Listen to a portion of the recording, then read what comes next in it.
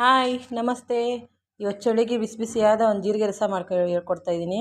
ಬನ್ನಿ ಮೊದಲಿಗೆ ಜೀರಿಗೆ ಮತ್ತು ಬೆಳ್ಳುಳ್ಳಿ ಹಾಕ್ಕೊಂಡು ಸ್ವಲ್ಪ ಜಜ್ಕೊಳ್ಳೋಣ. ಜಜ್ಕೊಂಡಿದ್ದಾದಮೇಲೆ ಒಗ್ಗರಣೆಗೆ ಈರುಳ್ಳಿ, ಸ್ವಲ್ಪ ಜಜ್ಕೊಂಡಿರೋಂಥ ಬೆಳ್ಳುಳ್ಳಿ, ಜೀರಿಗೆ, ಒಣಮೆಣಸಿನ್ಕಾಯಿ, ಕೊತ್ತಂಬರಿ ಸೊಪ್ಪು, ಟೊಮೊಟೊ, ಹುಣಸೆಹಣ್ಣು ರಸ, ರುಚಿಗೆ ತಕ್ಕಷ್ಟು ಉಪ್ಪು, ಲಾಸ್ಟಿಗೆ ಅರಿಶಿನ ಪುಡಿ. ಬನ್ನಿ ಒಗ್ಗರಣೆಗೆ ಸ್ವಲ್ಪ ಎಣ್ಣೆ ಹಾಕಿ ಸಾಸಿವೆ ಹಾಕ್ತಾಯಿದ್ದೀನಿ. ಹಾಕ್ಬಿಟ್ಟು ಸ್ವಲ್ಪ ಚೆನ್ನಾಗಿ ಸಿಟ್ಲಬೇಕು. ಸಿಟ್ಲಿದ್ದಾದಮೇಲೆ ಸ್ವಲ್ಪ ಈರುಳ್ಳಿ ಹಾಕ್ಕೊಂಡು ಚೆನ್ನಾಗಿ ಫ್ರೈ ಮಾಡ್ಕೊಬೇಕು.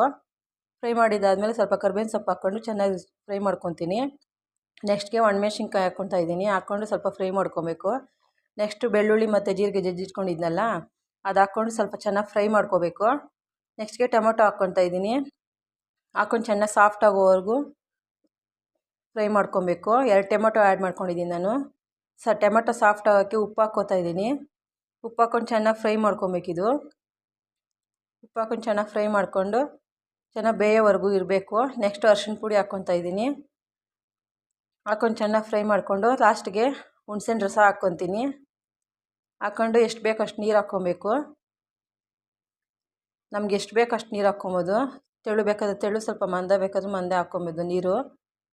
ಹಾಕ್ಕೊಂಡು ಚೆನ್ನಾಗಿ ಕುದಿಸ್ಕೊಬೇಕು. ನೀರು ಹಾಕಿದ್ದಾದಮೇಲೆ ಸ್ವಲ್ಪ ಕರ್ಬೇವಿನ ಸೊಪ್ಪು ಹಾಕ್ಕೊತೀನಿ.